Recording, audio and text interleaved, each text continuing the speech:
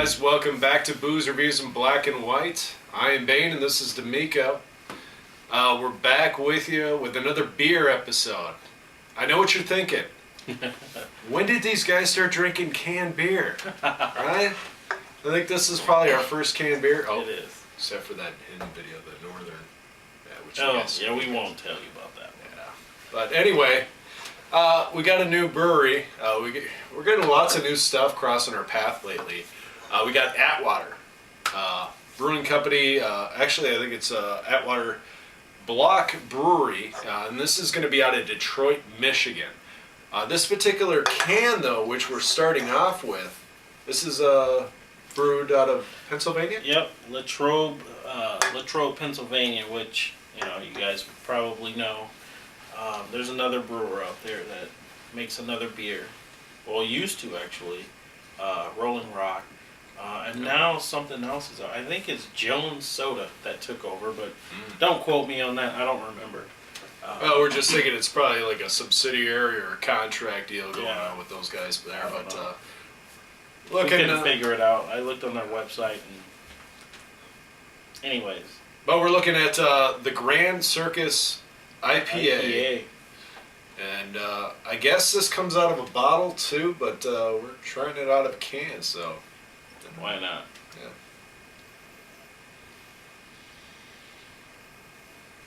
Okay. Interesting. On the nose, I'm just getting a lot of maltiness, a lot of bready cereal.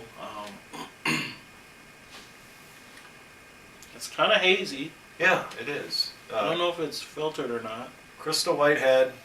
Yeah, for sure. It's got some decent color to her. I'm just not. The nose is weird. It's unlike any other IPA I've. No, I mean I'm not getting any floral. I'm not getting my copper. I'm not getting any of that. So. It smells like an average run-of-the-mill beer to me. Yeah, IPA. I don't know. Maybe they shouldn't have put that on the bottle or the can. The can.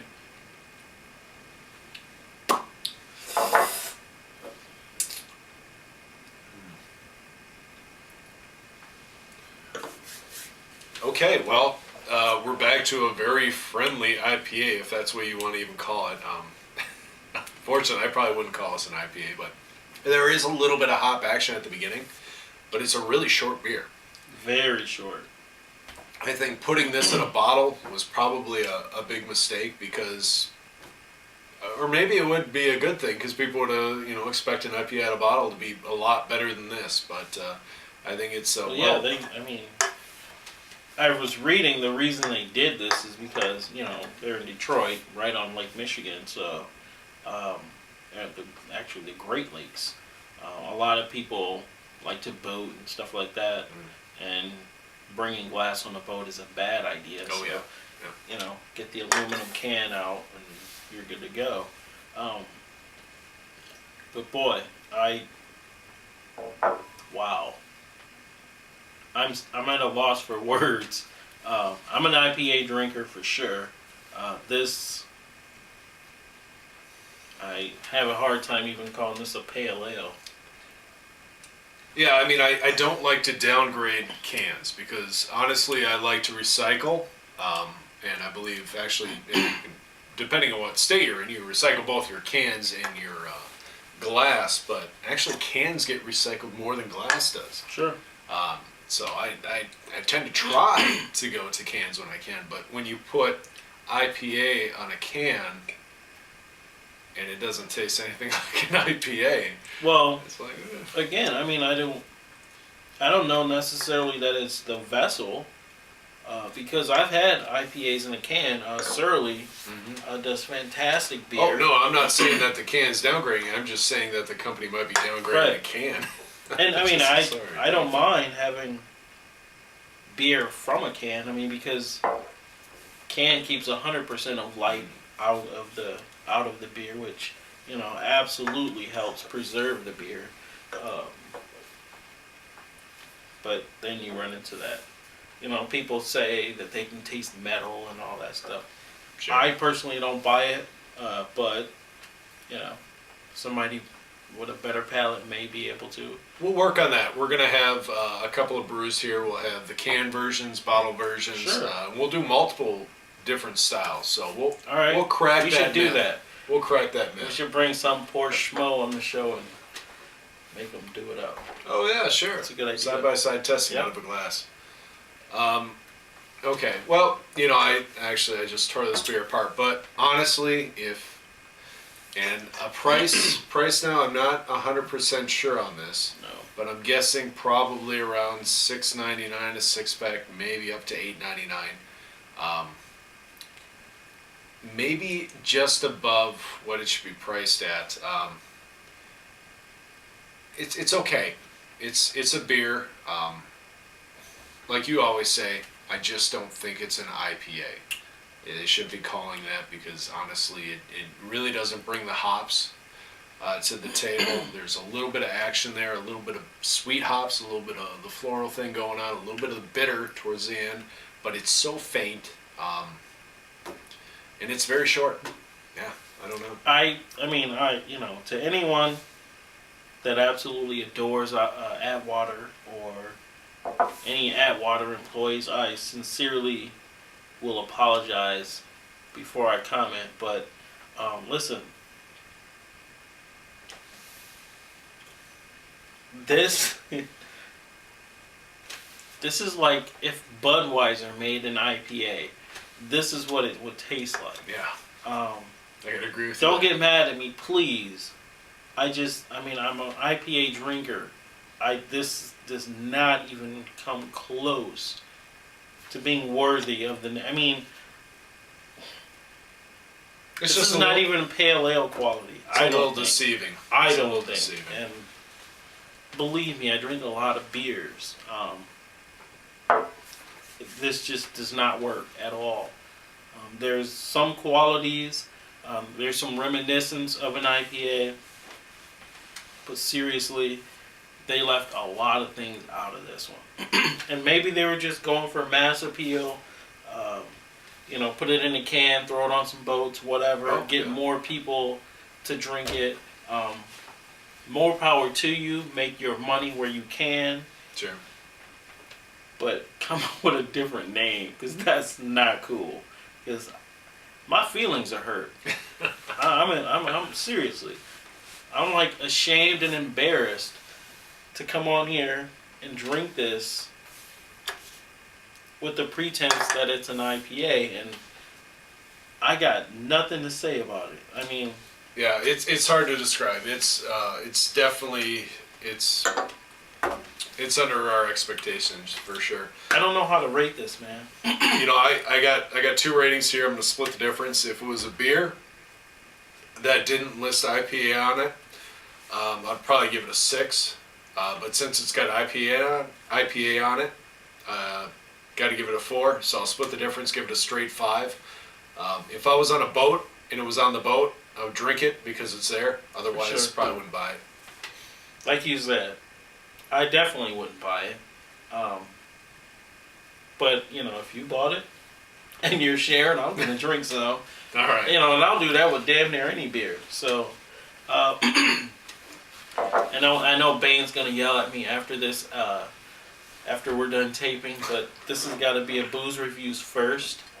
I'm not going to rate this beer. Wow. I'm not going to do it. I don't. Okay. I can't give this a rating.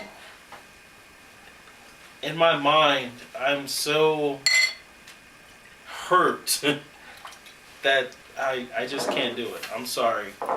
I apologize, but I can't do it. We'll just move on, because this is getting kind of emotional. Sad. Yeah, I'm about to cry over here. Let's wipe that all away. We're going to move on. Atwater's got a winter Bock. We're looking at 7.5% alcohol by volume. It's a Bock. I believe they call it a high gravity lager. I'll give you a little shot of the bottle if you can't see that there. Ooh, see now, okay. See, we might have some redemption over here. We definitely got some nice quality and color here. Just a eggshell white. slight red hue, but it's Yeah. very dark, brown. Nice. This is nice. Yeah, that head is definitely a little bit darker than On the normal. nose, I'm getting the faintest bit of burnt sugar, caramelized sugar. Not quite burnt. I don't want to go burnt because burnt sugar is really bad. But dark caramel, like Cracker Jacks. If you get your sugar that dark, that roasty, you get a little bit of that. Oh yeah, no, Little definitely molasses with you. almost. But there's some brown spice even, a little nutmeggy, a little cinnamon going on. Well, geez, let me figure out I'm some of this sorry. stuff. I was just kidding. No, you're getting all this stuff right. No, this is very good. This has got, I mean, the sweet tendencies in this nose. I mean, it's just overwhelming. You could pick out so many different things this thing smells like. Laundry list. It's a very complex nose. Yeah, for It's sure. just surprising. I haven't had a lot of beers lately that bring you to that level. I seriously was so sad after the IPA. Oh shit. I was so worried about these next two. I'm glad now. I'm in a happier place now. Go Niners.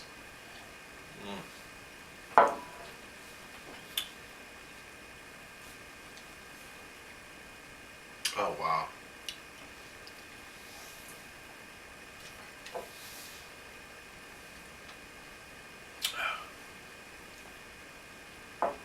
Yeah. This is a beautiful thing. Malty characters, for sure. An essence of those brown spices, to remind you, it is a winter Bock. It's not heavy. There's a hint of creaminess. It is a Bock, so it's gonna have a little bit lighter style. I really enjoy this. I would serve this at a party for sure. I would even throw this out back on the patio. Get a bonfire going. I mean, 20 degrees below zero. That's how we roll in Minnesota. We outside anyway. I would take this to an ice fishing event, which I don't ice fish. I don't even like to walk on frozen lakes, but people drive their cars out there, so that's, whatever. I wish I would have done a little bit more research on this because this thing is over the top maltiness. For sure. It is extremely malty. Bocky caramel, yeah.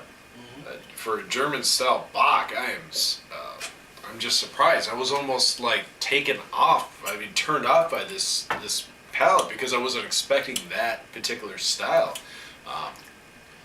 Yeah, it's pretty sweet. It's good. I like the maltiness. I mean, it's got that slight bit of sweetness. It's got good color. It's got a good Absolutely. nose. Yeah, I mean, you want maltiness out of your box. I mean, they're early spring and winter beers. Boy, this is like tasty. it's almost like oh god, I gotta pinpoint this. I gotta take one more hit of that. I had it. It was on the tip of my tongue.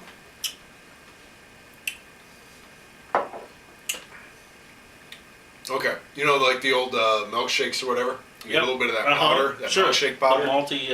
The malted milk, yeah. Malted milk powder. Malted milk powder. You get a little bit of the sweetness from Absolutely. it. I mean, that's really what you're getting, the big character on the palate. Call it malty, call it sweet, call it a Bock, call it whatever you want. That caramelized it's pretty sugar, good. boy, that really stands up. This is fantastic. Now it's a lighter style, I'm getting a little Java on the finish.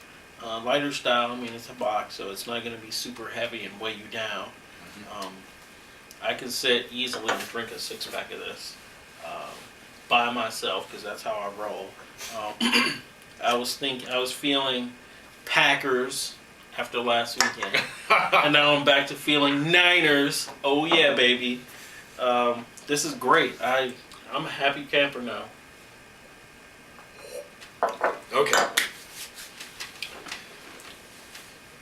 Interesting. Really surprised me here. good maltiness, a little bit of sweetness in there. I mean, the nose really kind of what encapsulates this beer. This beer has got a great nose.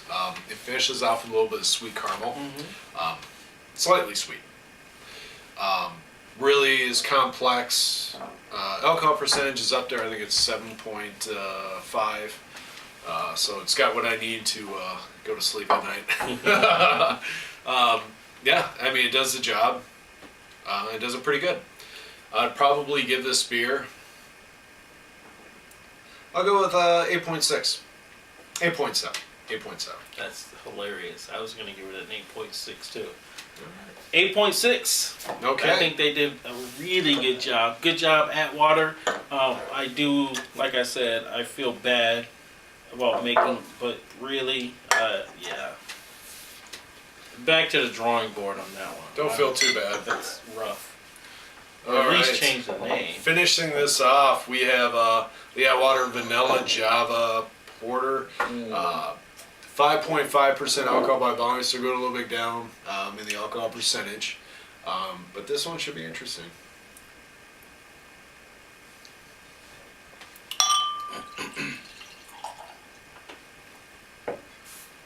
Yeah, look at that color. That's nice. Chocolate. Chocolate Labrador all over. Yeah, that is extremely dark. Alright, I want you to sniff that. And I may have to have you sniff mine because it's in a Right. closer glass and a stemmed glass. But what do you think? What do you smell? You got to think outside the box just a little bit. Not I mean, you're getting the coffee, you're getting the vanilla, the creaminess, the brown sugar. I'm really getting a French vanilla latte. Sure. Is what I'm getting. It's a very strong thing I'm getting on the nose. I mean, there's something else there. This may sound weird, but cardboard box or whatever. Sure. After a long period of time. Yeah, a little moist cardboard. I'm getting vanilla ice cream for the vanilla for sure. Boom, right there. A good quality vanilla ice cream. None of that cheap stuff. Yep.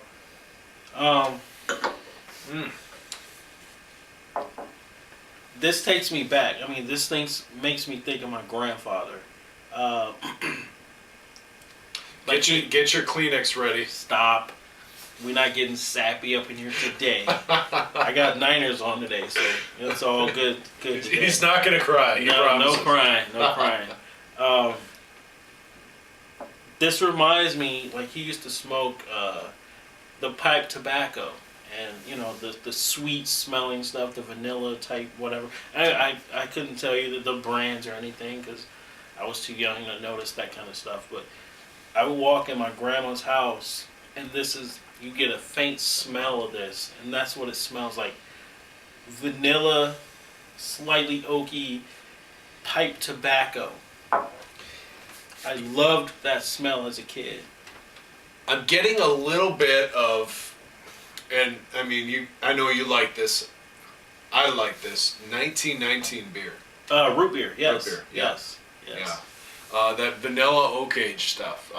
It's got to be out of the draft, though. It's got to be out of the little kegs that they do. Yeah, we're not talking about on the bottle of the different can story. Yeah, if you guys aren't drinking root beer out of those kegs, either the mini keg or the full-on, it's an experience. You are definitely denying yourself some good things in life. Well, starting off this nose is really impressing me. Let's move on.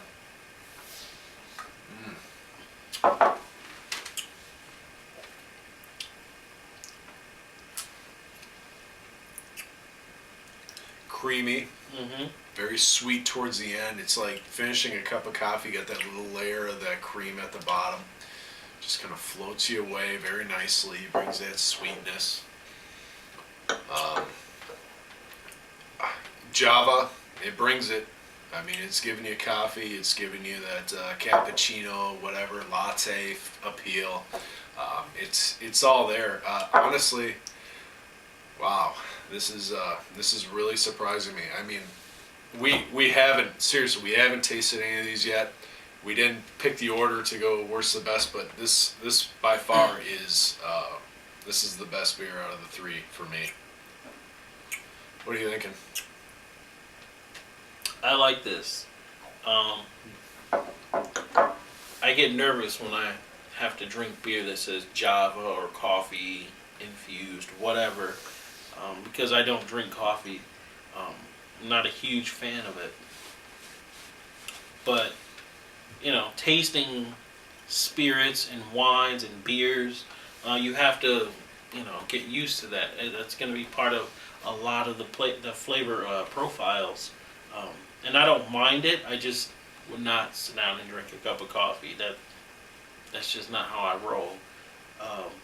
This is banging. I mean, seriously, this is on point. I think the vanilla makes it, for me, a non-coffee drinker, bearable to get through and be able to taste the other essences of the beer as a whole, the layering.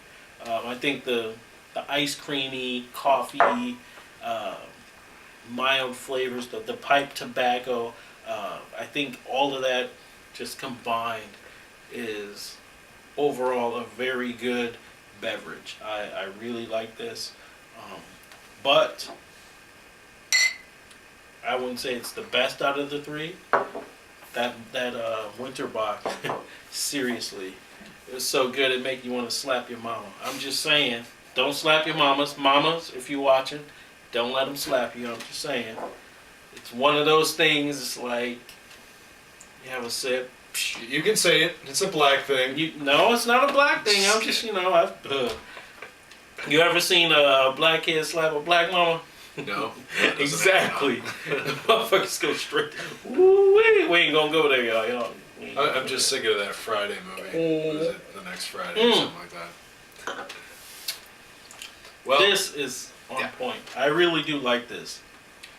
It could step. The only thing that I'm thinking of, it could step back on the sweetness a bit because it's got a lot of sweetness there. I mean, you can tell that. But that's the way the vanilla is. You can't get around it. I'm not getting a whole lot of sweetness. I think it's it's a porter. You're gonna get that brown, roasty sweetness, that little nuttiness. But yeah, I can see what you mean. The vanilla is taking it to another level. But the coffee is too, and I think that in conjunction, I think they play off each other well. Right. I'm just thinking for those coffee drinkers out there looking for a beer. If you drink your coffee black, probably not something for you. Yeah, no. Definitely. If you're a cappuccino drinker, if you need to go to Caribou or Starbucks and grab yourself something that has like a foo-foo type name to it. Foo-foo. Like a double caramel macchiato? Yeah, like a turtle latte or whatever it is. Wait, they make turtle lattes? Yeah, I've had one of those. Turtles are my favorite candy. I forgot that they put like a nut in there one time. I was drinking it. Bad story. Did you almost choke on a pecan? Yeah. I mean, that's not funny, but... No, it's not funny. I would have laughed once you had the Heimlich going. I would have laughed. Well, definitely, I'm going to go ahead and rate this. I'll give this guy not quite a 9. I think it almost deserves a 9, but I'll give it a 8.95. There you go. I like this beer. It's not quite the Winter Bock, but I give it an 8.3. Okay. I liked it. Well, thanks for joining us again here at Boozerevooze. Please subscribe, like us on Facebook, follow us on Twitter, comment, give us grief, do whatever you want to do. We don't mind. Oh, but yeah, definitely subscribe because I still need to shave. And we won't get into that now, but thanks again. Peace.